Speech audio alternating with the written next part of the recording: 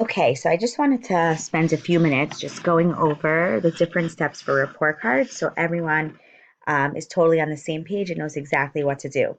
There are several steps to the report card, and it's very important that you follow every single step so we can ensure that report cards are done in a timely manner. Once again, I'm going to be using Kayla's classes as a demo, and everyone can kind of tailor their needs accordingly. So if you log into Blackbaud, you will notice on the grading tab that the grading is set up for all of the different types of classes that you teach. Everyone will automatically, no matter what type of TF class you teach, will have full year assessment, which I'm going to start out in. And that's basically the progress, similar to what you did for the progress report. You're going to be doing it once again for the report cards. Automatically, when you click on that, you're going to see all the different classes that you teach. You can do a bulk edit to make your life easier. Press select all. I think Dina had said the last time that ideally the average is that everyone should be getting a 4 unless they're due far superior or far below that.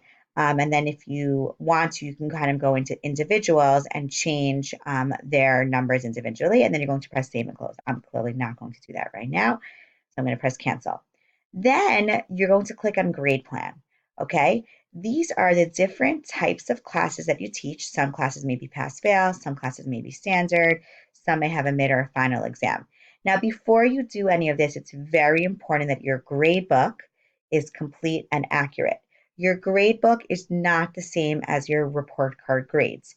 So I know some people forgot to do this part of the progress report, and they just did the grade book. So it's just very, very important that you do both steps.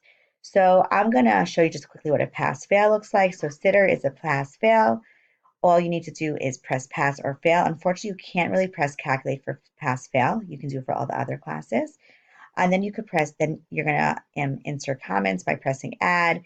There's bold, there's italicized, there's underline, and then most importantly, there is spell check.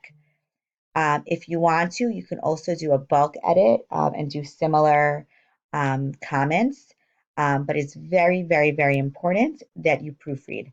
I know that in my other job, I actually installed Grammarly. As you can see over here, I have Grammarly, which is actually a great way. It's a great tool. It's a Chrome add-on that you can just kind of put in, and it should help edit your work to ensure that you've um, done everything grammatically correctly. Okay, that wasn't actually such a grammar correct sentence myself. Okay, so I'm going to show you then what, let's say, for example, a mid and final exam class looks like. So once I have done my grade book accurately, then all I need to do for this step is press calculate, press select all, okay? And if you notice, it will then pull from from their grade book, the averages, okay? And then you're going to clearly press save. Um, for the midterm exam grade, you are going to have to actually input the grades here, okay? Not press calculate, and then you're going to do a comments. I forgot to do one thing, to tell you one thing, that if you are doing a midterm exam, it's very important. I know it's going to be extra work, but you actually need to enter that midterm twice. I'm actually going to write this up in an email as well, just in case. You need to physically put the midterms in over here.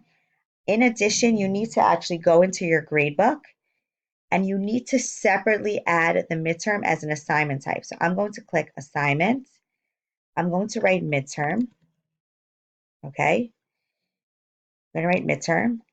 And as opposed to putting a factor of 1, you actually need to put a factor of 2.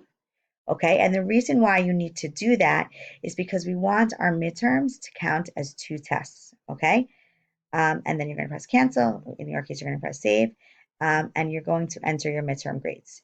And that is it. That's all the things that you need to do. And you're going to just do all those different steps for your grade book. If you have any questions, as always, please feel free to reach out. Have a great night.